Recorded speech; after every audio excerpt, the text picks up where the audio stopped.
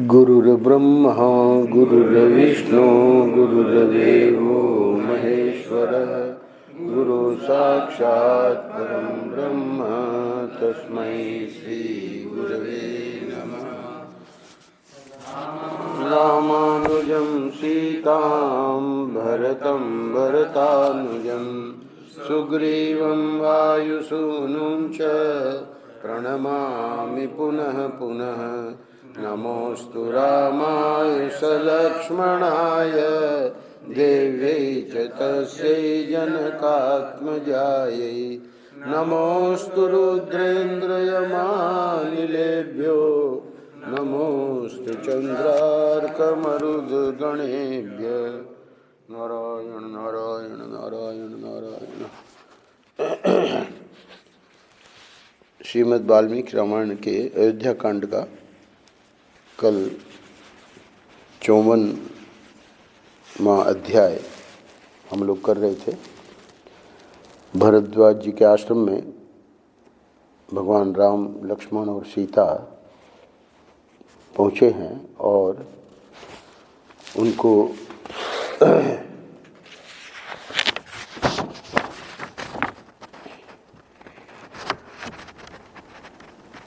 जब कहा कि कोई ऐसा स्थान बताइए जो जनपद से दूर हो, क्योंकि ये आपका जो स्थान है यहाँ पर अयोध्या से लोग हमारे पास आते रहेंगे, वो ठीक नहीं है। तो बताया कि चित्रकूट जो है वो बहुत ही सुंदर है। वैसे तो आप यहाँ भी रह सकते हो, पर आप ऐसा कह रहे हैं तो चित्रकूट का सुझाव दिया कि वहाँ आप रह सकते हैं। भरद्वाज जी ने पत्नी और भ्राता सहित प्रिय अतिथि श्री राम का हर्ष बढ़ाते हुए सब प्रकार की मनोवांछित वस्तुओं द्वारा उन सबका आतिथ्य सत्कार किया। श्लोक संख्या 33, अध्याय 54। प्रयाग में श्री रामचंद्र जी महर्षि के पास बैठकर विचित्र बातें करते रहे। इतने में ही पुण्यमयी रात्रि का आगमन हुआ। वे सुख भोगने योग्य होने पर भी परिश्रम से बहुत थक गए थे, इसलिए भरद्वाज मुनि के उस मनोहर आश्रम में श्री राम ने लक्ष्मण और सीता के साथ सुखपूर्वक वह रात्रि व्यतीत की।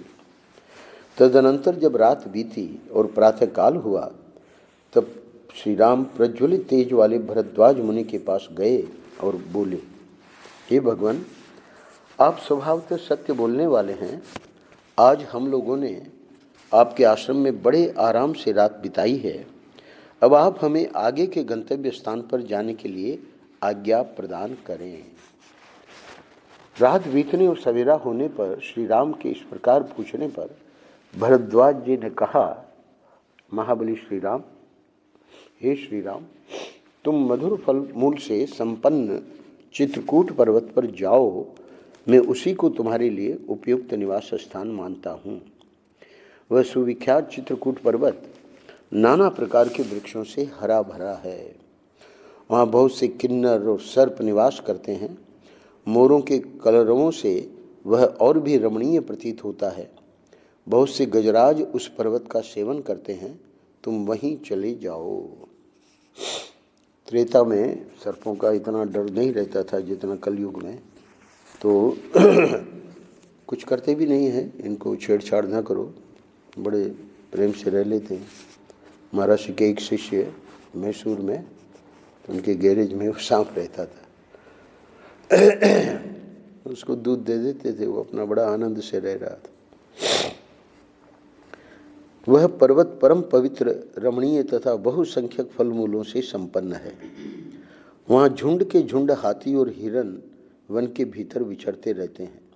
हे रघुनंदन, तुम उन सबको प्रत्यक्ष देखोगे। मंदाकिनी नदी, अनेकानेक जल स्रोत, पर्वत शिखर, गुफा, कंदरा और झरने भी तुम्हारे देखने में आवेंगे। वह पर्वत सीता के साथ विचरते हुए तुम्हारे मन को आनंद प्रदान करेगा। कामत पर्वत की आज भी परिक्रमा करते हैं चित्रकूट लोग जब जाते हैं तो। अंतिम श्लोक में कहते हैं, हर्ष में भरे हुए टिट्टिब और कोकिलों के कलरवों द्वारा वह पर्वत यात्रियों का मनोरंजन सा करता है। वह परम सुखद एवं कल्याणकारी है। मदमत्त मृगों और बहुसंख्यक मतवाले हाथियों ने उसकी रमणीयता को और बढ़ा दिया है। तुम उसी पर्वत पर जाकर डेरा डालो और उसमें निवास करो। अगले अध्याय में वाल्मीकि जी वर्णन कर रहे हैं, उस आश्रम में रात भर रहकर शत्रुओं का दमन करने वाले वे दोनों राजकुमार महर्षि को प्रणाम करके चित्रकूट पर्वत पर जाने को उद्यत हुए। उन तीनों को प्रस्थान करते देख महर्षि ने उनके लिए उसी प्रकार स्वस्ति वाचन किया जैसे पिता अपने औरस पुत्रों को यात्रा करते देख उनके लिए मंगल सूचक आशीर्वाद देता है। तदनंतर महातेजस्वी महामुनि भरद्वाज ने सत्य पराक्रमी श्री राम से इस प्रकार कहना आरंभ किया, हे नरश्रेष्ठ, तुम दोनों भाई गंगा और यमुना के संगम पर पहुंचकर, जिनमें पश्चिम मुखी होकर गंगा मिली है, उन महानदी यमुना के निकट जाना। तदनंतर गंगा जी के जल के वेग से अपने प्रवाह के प्रतिकूल दिशा में मुड़ी हुई यमुना के पास पहुंचकर लोगों के आने जाने के कारण उनके पद चिन्हों से चिन्हित हुए पार उतरने के लिए उपयोगी जो घाट है उसको अच्छी तरह देखभाल कर वहां जाना और एक बेड़ा बनाकर उसी के द्वारा सूर्य कन्या यमुना के उस पार उतर जाना। तत्पश्चात आगे जाने पर एक बहुत बड़ा बरगद का वृक्ष मिलेगा जिसके पत्ते हरे रंग के हैं। वह चारों ओर से बहुसंख्यक दूसरे वृक्षों द्वारा घिरा हुआ है। उस वृक्ष का नाम शामवट है। उसकी छाया के नीचे बहुत से सिद्ध पुरुष निवास करते हैं। वहां पहुंचकर सीता दोनों हाथ जोड़कर उस वृक्ष से आशीर्वाद की याचना करें। भरद्वाज जी बता रहे हैं कि अब यात्रा में कैसे क्या चित्रकूट पहुंचने के मार्ग में क्या क्या आवेगा और वहाँ क्या करना है।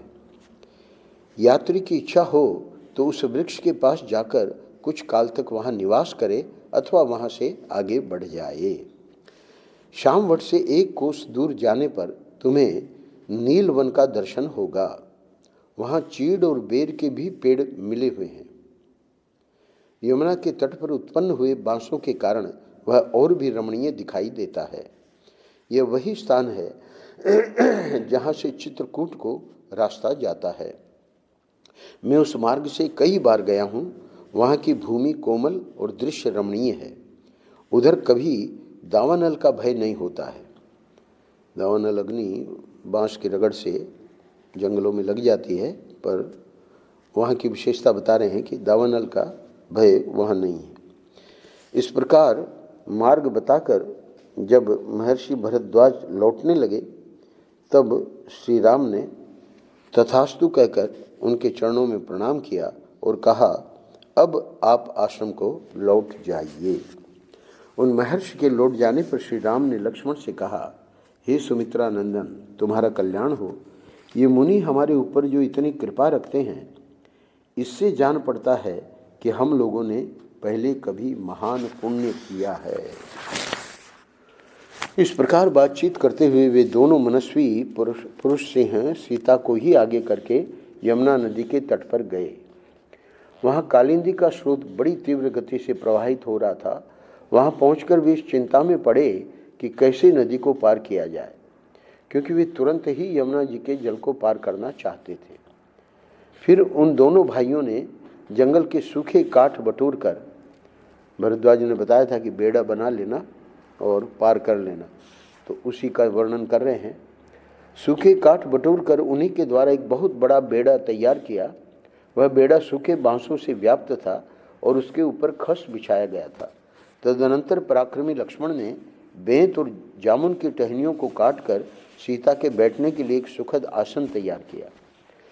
दशरथ नंदन श्री राम ने लक्ष्मी के समान अचिंत्य ऐश्वर्य वाली अपनी प्रिया सीता को, जो कुछ लज्जित सी हो रही थी, उस बेड़े पर चढ़ा दिया और उनके बगल में वस्त्र एवं आभूषण रख दिए।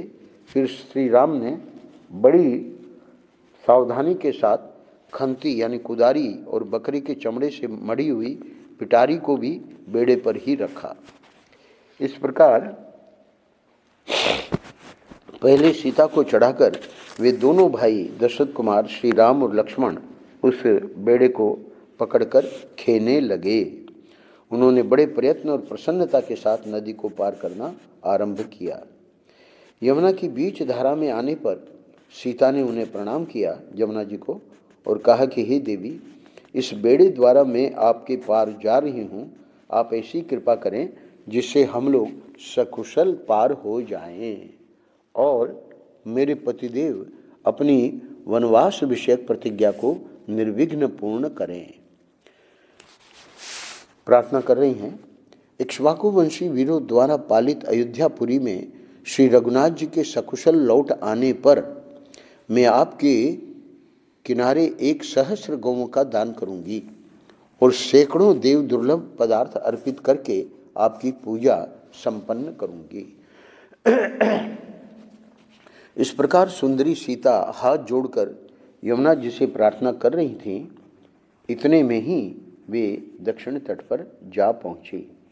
इस तरह उन तीनों ने उसी बेड़े द्वारा बहुसंख्यक तटवर्ती वृक्षों से सुशोभित और तरंग मालाओं से अलंकृत शीघ्रगामिनी सूर्य कन्या यमुना नदी को पार किया। पार उतरकर उन्होंने बेड़े को तो वहीं तट पर छोड़ दिया और यमुना तटवर्ती वन से प्रस्थान करके वे हरे हरे पत्तों से सुशोभित शीतल छाया वाले शाम वट के पास जा पहुँचे। वट के समीप पहुंचकर विदेह नंदिनी सीता ने उसे मस्तक झुकाया और इस प्रकार कहा।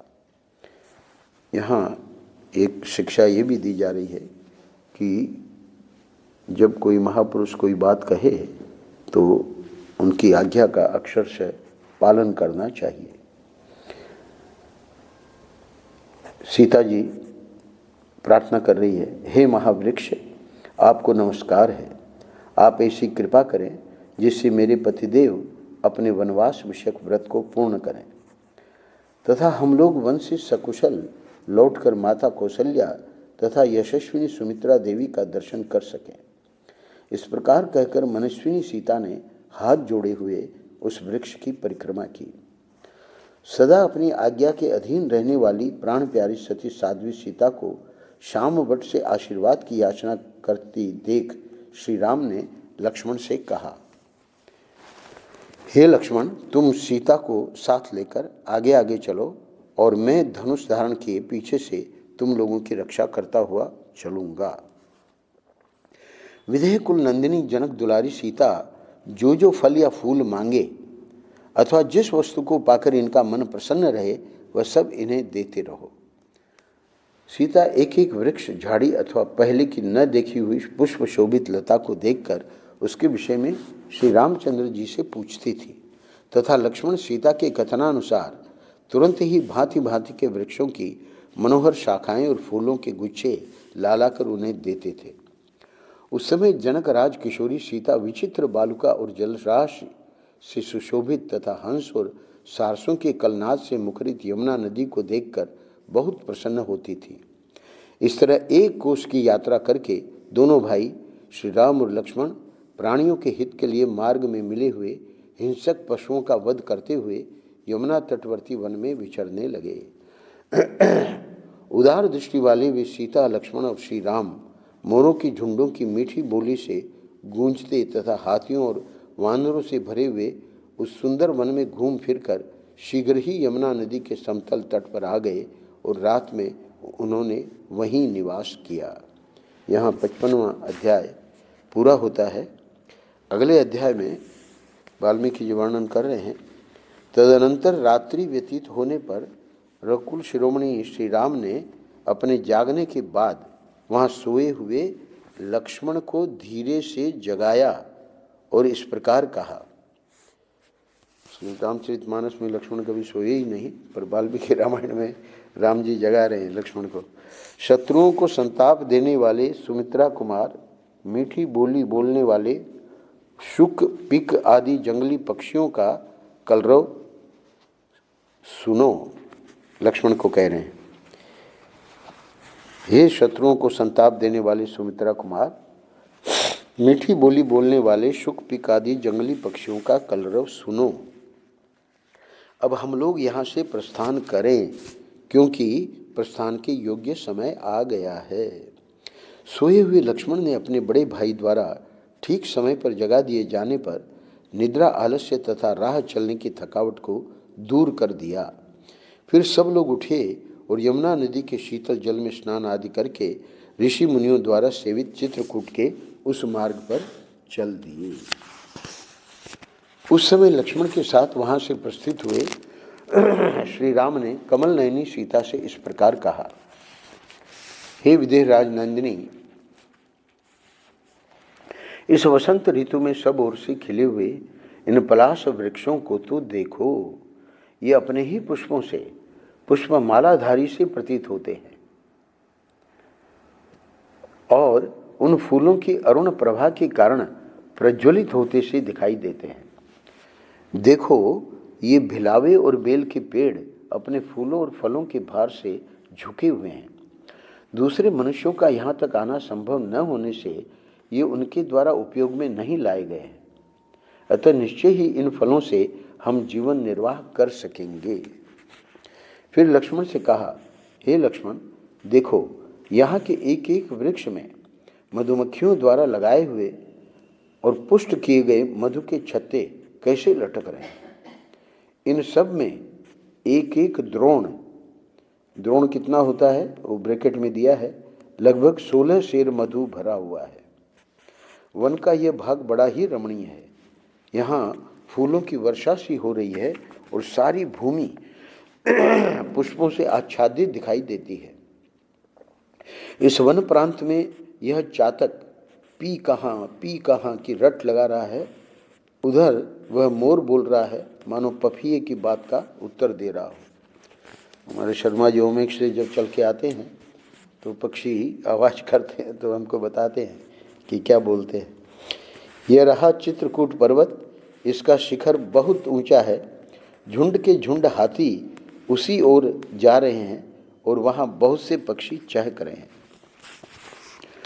हे तात, जहाँ की भूमि समतल है और जो बहुत से वृक्षों से भरा हुआ है, चित्रकूट के उस पवित्र कानन में हम लोग बड़े आनंद से विचरेंगे।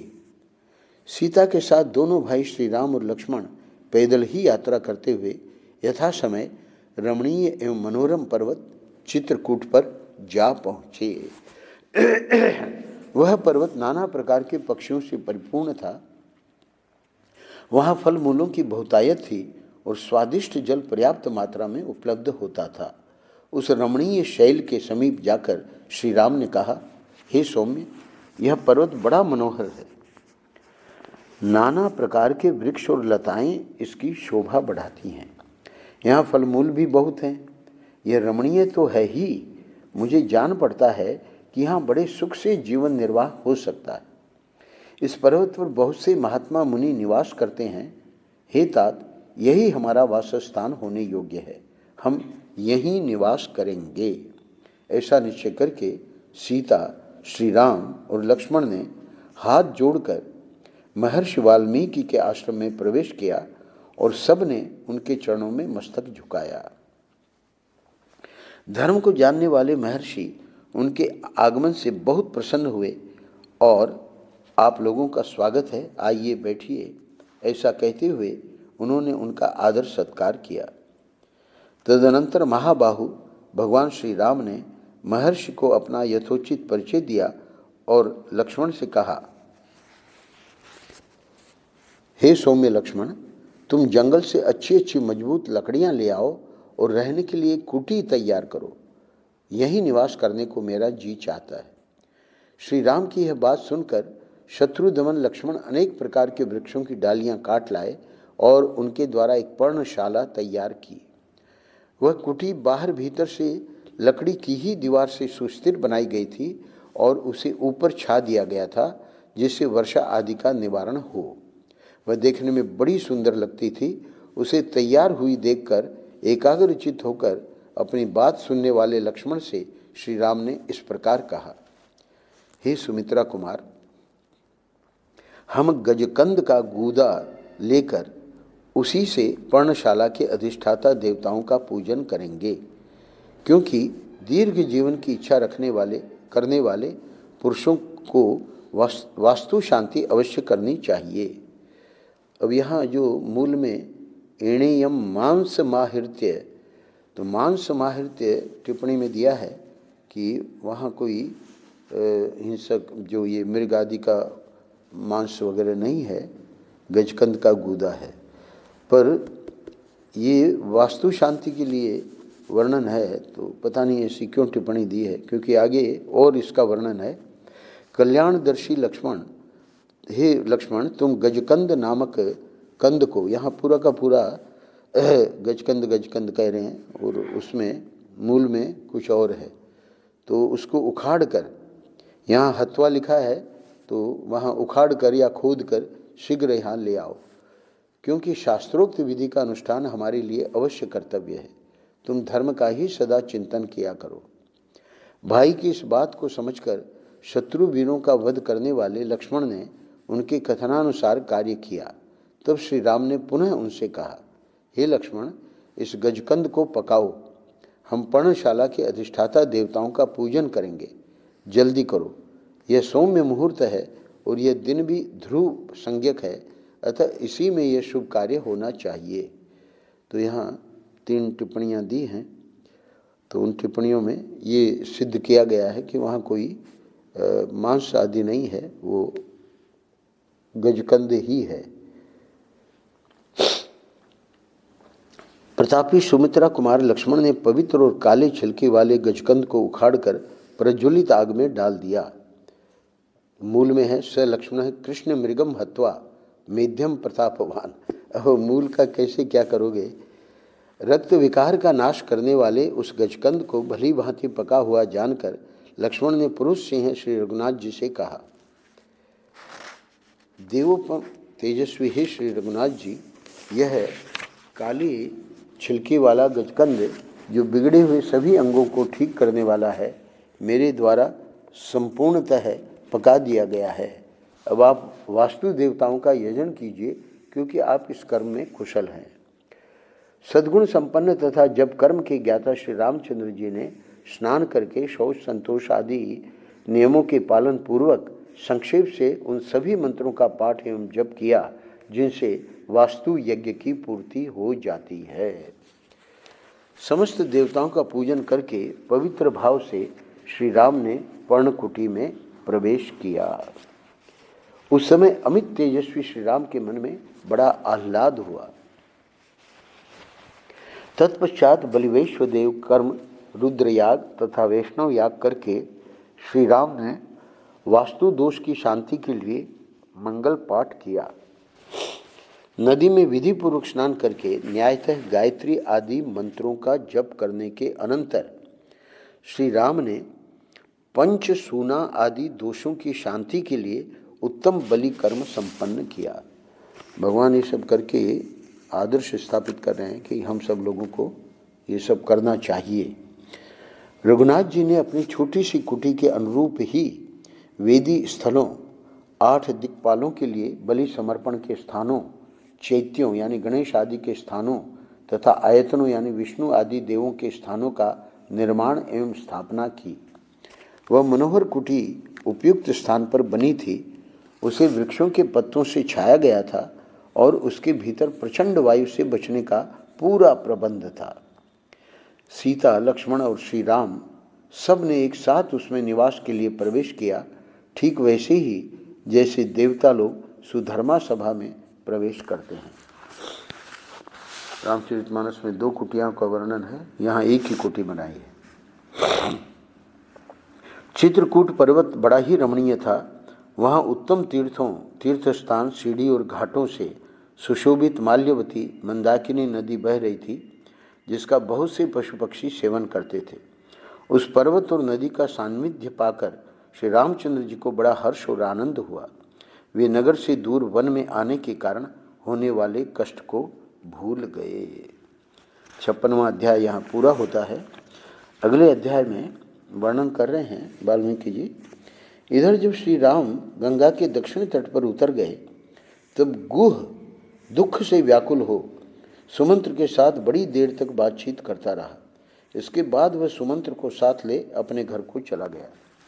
श्री रामचंद्र जी का प्रयाग में भरद्वाज के आश्रम पर जाना, मुनि के द्वारा सत्कार पाना तथा चित्रकूट पर्वत पर पहुंचना, ये सब वृत्तांत श्रृंगवेर के निवासी गुप्तचरों ने देखे और लौटकर गुह को इन बातों से अवगत कराया।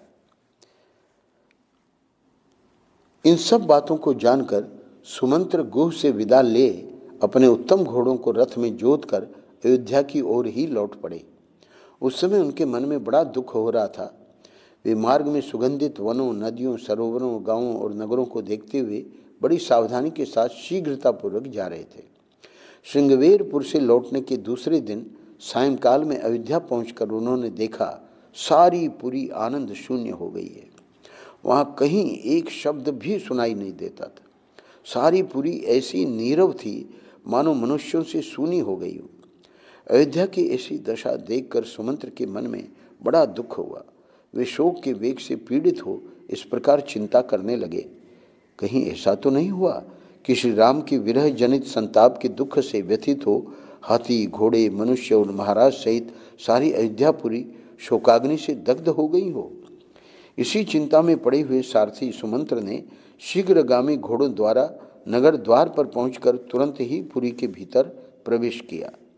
सुमंत्र को देखकर, पहले नगर के द्वार होते थे, यहाँ मथुरा के भी द्वार आज भी हैं, तो नगर द्वार में पहुंचकर फिर पुरी के भीतर सुमंत्र को देखकर सैकड़ों और हजारों पूर्ववासी मनुष्य दौड़े आए और श्री राम कहाँ है यह पूछते हुए उनके रथ के साथ साथ दौड़ने लगे।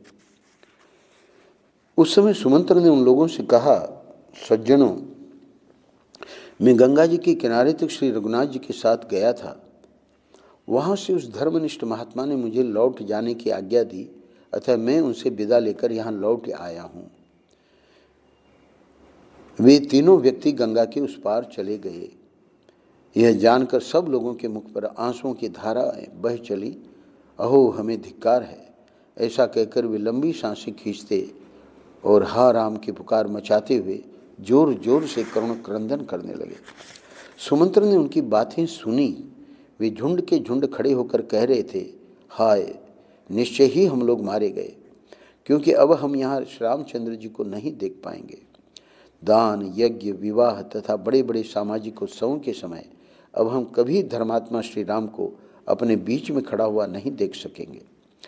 अमुक पुरुष के लिए कौन सी वस्तु उपयोगी है, क्या करने से उसका प्रिय होगा और कैसे किस किस वस्तु से उसे सुख मिलेगा, इत्यादि बातों का विचार करते हुए श्री रामचंद्र जी पिता की भांति इस नगर का पालन करते थे। बाजार के बीच से निकलते समय सारथी के कानों में स्त्रियों के रोने की आवाज़ सुनाई दी, जो महलों की खिड़कियों में बैठकर श्री राम के लिए ही संतप्त हो विलाप कर रही थी। राजमार्ग के बीच से जाते हुए सुमंत्र ने कपड़े से अपना मुंह ढक लिया। वे रथ लेकर उसी भवन की ओर गए जहां राजा दशरथ मौजूद थे। राजमहल के पास पहुंचकर वे शीघ्र ही रथ से उतर पड़े और भीतर प्रवेश करके बहुत से मनुष्यों से भरी हुई 7 ड्योढ़ियों को पार कर गए। धनियों की अट्टालिकाओं, शतमंजिले मकानों तथा राजभवनों में बैठी हुई स्त्रियां सुमंत्र को लौटा हुआ देख श्री राम के दर्शन से वंचित होने के दुख से दुर्बल हो हाहाकार कर उठी। उनके कज्जल आदि से रहित बड़े बड़े नेत्र आंसुओं के वेग में डूबे हुए थे। वे स्त्रियां अत्यंत आर्त होकर अव्यक्त भाव से एक दूसरे की ओर देख रही थी। तदनंतर राजमहलों में जहां तहां से श्री राम के शोक से संतप्त हुई राजा दशरथ की रानियों के मंद स्वर में कहे गए वचन सुनाई पड़े। ये सारथी सुमंत्र श्री राम के साथ यहाँ से गए थे और उनके बिना ही यहाँ लौट आए हैं। ऐसी दशा में करुण क्रंदन करती हुई कौशल्या को ये क्या उत्तर देंगे। मैं समझती हूँ जैसे जीवन दुख जनित है, निश्चय ही उसी प्रकार इसका नाश भी सुकर नहीं है। तभी तो न्यायतः प्राप्त हुए अभिषेक को त्याग कर पुत्र के वन में चले जाने पर भी कौशल्या अभी तक जीवित हैं। रानियों की वह सच्ची बात सुनकर शोक से दग्ध से होते हुए सुमंत्र ने सहसा राजभवन में प्रवेश किया। 8वीं ड्योढ़ी प्रवेश करके उन्होंने देखा राजा एक श्वेत भवन में बैठे और पुत्र शोक से मलिन, दीन एवं आतुर हो रहे हैं। सुमंत्र ने वहां बैठे हुए महाराज के पास जाकर उन्हें प्रणाम किया और उन्हें श्री रामचंद्र जी की कही हुई बातें ज्यों की त्यों सुना दी। 25वें श्लोक पे आज हम विश्राम दे रहे हैं। इस अध्याय में 34 श्लोक हैं, तो शेष कल। नारायण नारायण नारायण नारायण। श्री राम।